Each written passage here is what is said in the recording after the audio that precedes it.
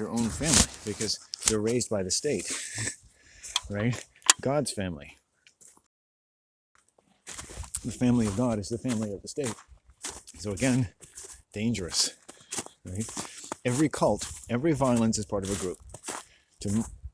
Any group that commits violence is exercising or demonstrating a cult capacity. Violence and the cult capacity are always a twisting of reality that is connected to a survival imperative of the group and the individual in a way that tends to individuals and release certain electronic potentials set up by imbalances in the human mind and everything they have to do for its own survival. And it works with the monetary system and the matrimony system and the media system and the war systems and the various languages and lingos and shenanigans of human beings. It is all of those things. Always. All violence. It is always those things. Always when there's violence, you have to deal with a group. You're not just dealing, I get hurt by a bus driver. I call a person. I'm not just talking to her, I'm talking to a group mentality. I come into their office when a bus passes me at a bus stop, and I say, what the hell? And I'm talking to someone there. It's like, oh, well, it happens. I'm at a bus stop with two young people during the day, and it's the last bus home, and it's in the summer, and the bus just blows by, right? Two of us standing on the road, and the two young men don't have a ride home. I can call my mom, and we give them a ride home. But think about that for a second. I'm going to write that. Think about that, what you set up by that, right? And when I told the operator, they didn't seem to think that was dangerous. What if I had been a predator, right? Not taking them home. And you would think that the last bus on an extensive route like the 91 that goes all the way from Qualicum through 3 townships, a 10-hour walk away, right, would be sensible of who's standing at the fucking bus stops, because it's the last fucking bus. Instead, I've interacted with their staff. I was going out to this very remote area called Deep Bay, and I said, when is the last bus? Which I could find out for myself, but it's kind of nice to hear it from the horse's mouth. And she didn't seem to understand.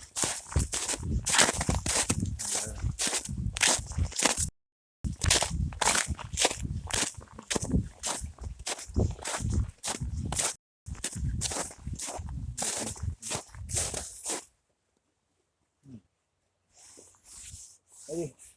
Beauty. Yeah, it's funny how the sun likes to come out here. I know not right here, but often when I'm walking next to those. Yeah, it gets a little warmer.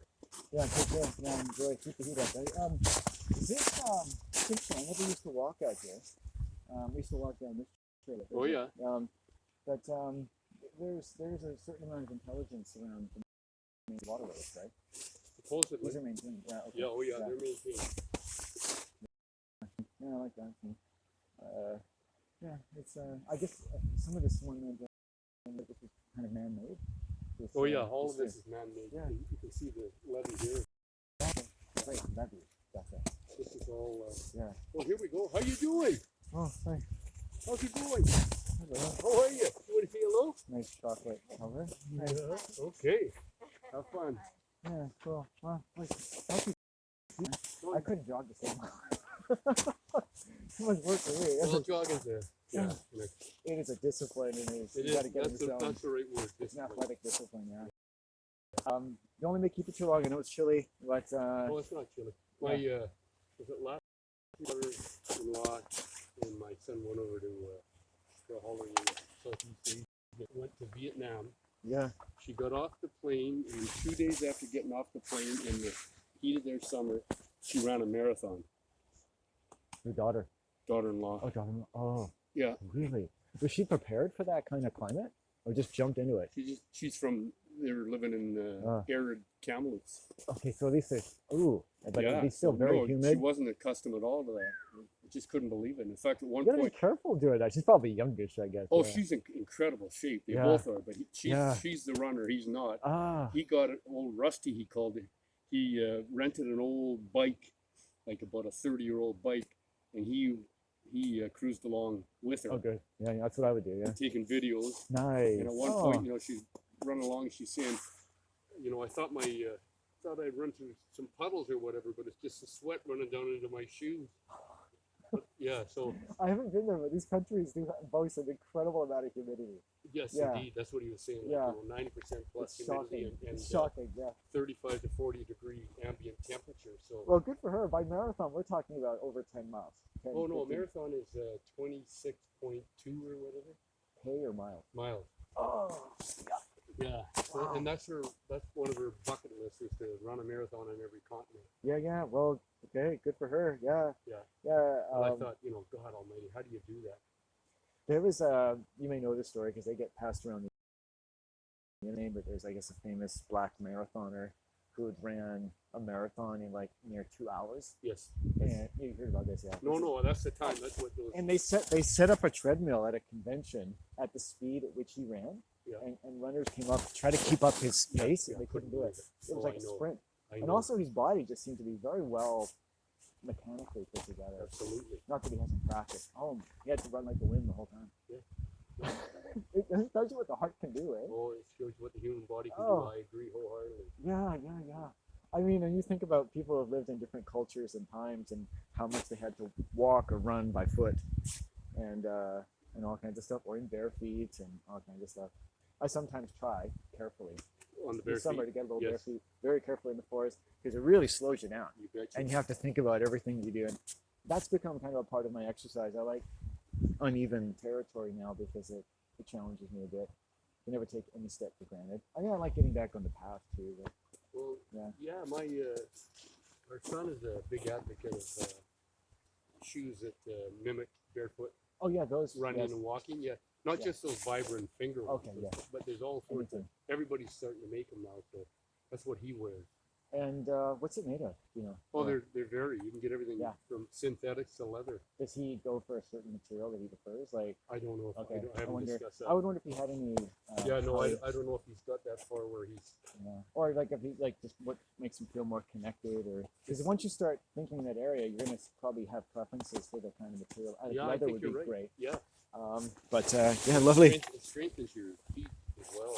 Okay, so they're being used more like. What do you do if you have like high arches though? I've always had those really insoles. So like, Oh, okay. but at the same time, I felt over the years the suggestion that if you go on the sand and go in your bare feet, and it's actually really good for you, even if you pronate or whatever you do. It's same. Yeah. I'm flat-footed, and I feel the same about getting into the sand and that too. Yeah. So It's whatever your body figures it out. yeah, your body has to figure it out. Yeah, No my body's a little uneven. Chiropractic. A lot of people's bodies go Yep. in and out of shape, and so I actually use different soles to balance out because otherwise I'd be seeing the chiropractor every week, right? And it's fine, but I will take out a tiny thin sole sometimes, and then all my hip issues will go away, or I'll add one, Yeah. and I feel it the next day. Boom, boom, boom. So I just maintain it. Otherwise, and I myself nominal, and it's just after walking so many miles, you figure it out. Because I was getting straight, I couldn't go to a chiropractor. I was like, I got to figure out what to do. So I tried to find a way to stretch it. That was one. Yep. And get the insoles right, and yeah. So Wow. Well, that's interesting. that's my little Little my experience. But my brother's a chiropractor What in your brother is? the States, and Gotcha. I don't. No, I mean it's not. I really ask him for advice about that. I do my own thing, if anything. But he does kind of a kinesiology type of thing, I guess. I don't know much about it. I'm quite like what my siblings do. But I myself wanted to stay in chiropractic because I felt like I could do. I felt that mostly when I researched it, that it was mostly you're stretching and listening to your muscles that are telling your body how to be, and wherever your body is, or a chiropractor, the muscles have probably got around that. So whatever you're doing, you have to see what. I have to feel my physical body. I have to stretch and find out what parts of my body. Sure. Do it yourself. Well, I've had to do it myself a lot. if you can do it by yourself, all the more power to you. That's great. Not that I don't mind a nice adjustment from time to time. I don't do it so much anymore, but I found more temporary relief but people bring different issues. Yeah. So you know, there are people who need or benefit more or less depending on what they're doing. Good, great. Anyway, my name's Landon, by the way. Landon? Yeah, I'm Ken. Ken. Pleasure to meet you, Landon, Ken. officially. Yeah, Ken, yeah. K-E-N. Good to meet you, Ken. Landon. That's a good name. Landon, yeah. Are you an American? No, No. no, British born, and British came here born. when I was a child. Gotcha. And my mom's Canadian, so I've lived in BC most of my life. Yeah. How about you? Are you No, I'm a Canadian. full on Canadian? Yeah. Well, British I Columbia. thought so. I didn't think you were American. Usually can pick up the voice. Yeah, the inflection. No, I'm not an American. I listen to. I love some Canadian shows on CBC, and I'm pretty sure some of them are American and British actors. But I love how they make a Canadian accent Yes. and the enunciations. I sometimes pick it up. I think it's a little bit of the craft, right? I was just like, oh, it's, to listen to how you speak, or Right. I've met people that are from my hometown of Abbotsford, and I can pick up their voice. Well, that's amazing. It's if you can crazy. do I was that. like, you're from Abbotsford, aren't you? Like, Wow. Yeah, Abbotsford's got its own dialect. we've got our similar issues. Interesting. Beautiful valley. Yes. I love more of the surrounding rural areas. Towns are towns sometimes after you've lived there a while. You got the big box stores, but I've always loved the heart of the valley for sure. Yeah. And all that. They've had their own issues, I'm sure. Sumas Flats and all that stuff. That's been Crazy, but that's they have just to nuts. expect that. They have to expect that now after all these years. Yeah, Well, expecting it is one. I don't think being you know, prepared for it is another. Yeah. Yeah, but how many of those people out there expected that to happen? How many of those people that live in Abbotsford even know that, or in the Sumac Lake existed? Oh, okay. Oh, Seriously, I never knew that. say that again. How many people Oh, that live out in the valley there even knew that there was a lake there, Oh, Sumac? I don't know so much about that either. Yeah. Yeah. Well, that's that whole valley Oh, it is a lake. was a lake. Oh, there you go. Yeah. I didn't know that. Yeah. I So it didn't comes either. back from time to time. Well, it visits us. that water came up from that river on the state side. It wasn't Canadian. Oh, And broke the dike. Yeah, no, I feel that most people just I can't believe it. I'm sorry. I didn't mean to be so cavalier. I haven't followed the news. No, I knew growing up there that whenever there's an issue, I know they get it big. Yeah. No, but they got nailed. That Oh. was absolutely terrible. So basically, you have to leave. Well, essentially. I mean, Yeah. the people would farm for generations and then just to get it all wiped Yeah. out. And, I'm not a big fan of that, Yeah. that type of poultry farming or anything else. Yeah, But there was hundreds of thousands of chickens lost. They're just Yeah, in those great chicken big, barns carry thousands. and layers of them, right? Yeah, I worked in one once one summer, and boy, I don't know if it's like the ammonia or whatever, but it just hits you like a Oh, I wall. bet. Talk I about bet. humidity. Yeah. I didn't have to do it all day, but No. yeah, I know industrial chicken farming. We tend not to like to see that. I like all animals to have some kind of quality of life, Well, for sure. but with all the chicken we eat, Well, that's right. But so I'm very thankful to those animals for feeding Well, us. I'm grateful to them too, but Yeah. I just Yeah. I hate to think that we have to treat them like that. Oh yeah. No, I'm with you on that. Yeah. Ken. And Yeah. take a little calf and have it entrapped in a Yeah. pen, a little pen. It can't even turn around. That's its life. Come on, we got to be able to do better than that. I don't know how. Well, it's a great like in terms of the realm of ideas, like why we can't leverage our way against whatever the countervailing sort of profit-oriented force is. Right. Those kinds of conditions. Well,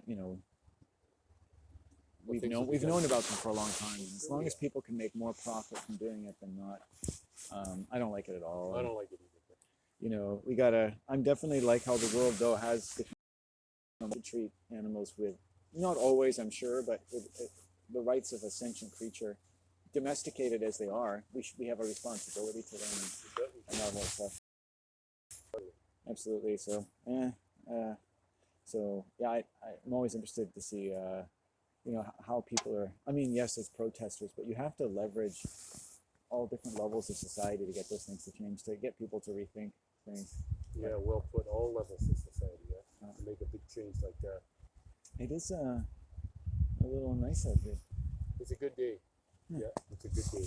Well, yeah, lovely to meet you, Ken. And Yes, Lance, do officially meet now. We'll go home and get fueled up and Yeah. figure out what to do with the rest of my day. you're right on, man. Good way Have to a start good it. one. See ya. Yeah.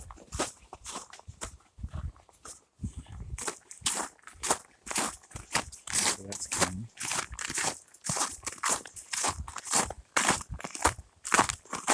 So, oh.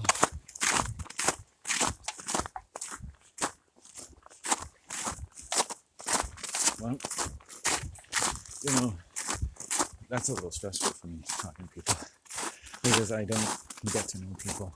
He's a good guy too. I feel I probably have a bit of an inferiority issue in some way.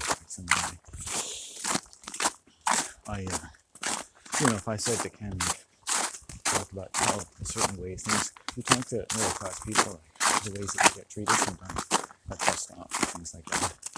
Because to him and his family, they would never treat me differently. They would never do that. That would never be an issue. But, you know, I had my own family to support me. But it's a non-starter. I talk to people sometimes and I'm saying things in the back of my mind.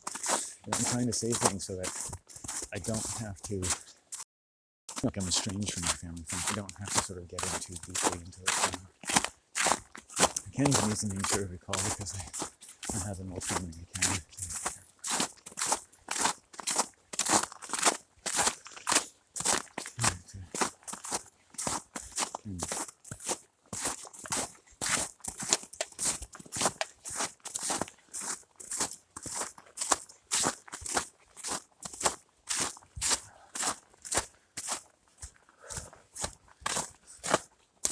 Okay, good. We're on this trail now. So, what was the next complaint I have for you? Oh, what do they call that now? Got some autism in the brain. Just different ways that, you know, like missing at the bus stop with those two children, then they have to go home. If the bus is coming home and it's the last bus, they should be extra interested in the fact that people are there and need to go home. They shouldn't be blasé about it. So, oh yeah, it was the Deep Bay lady who didn't seem to care about what time the last bus went home. And just seemed very laissez-faire about the idea of someone who needs to take the bus somewhere, who doesn't have a car, being left 20 to 30 miles away from their hometown if they miss the bus. She didn't seem to have any real interest. And to watch a bus go past me and two young people, who, by the way, did not have a ride home, right? I didn't have phones with them, you know, and ended up going home with my mother and I. And we're fine, and we got them home, and it's no problem. But think about the vantage point of their guardians, about the fact that the situation degraded to the point that they're getting a ride from a complete stranger they met at a bus stop. Because a bus driver going from a remote town, now they could have walked home probably in a couple hours, from a remote town, going back all the way, potentially taking people home from work or whatever, right? By a prominent bus stop on a major road at a major intersection and doesn't see them standing at the side of the road. That's not enough interest of other people, right? And it happens with the night service all of the time. I don't know if they don't have enough to do. You should be hawk-eyed if you're the last bus, right? As I'm sure your drivers are when they're in a decent state of mind.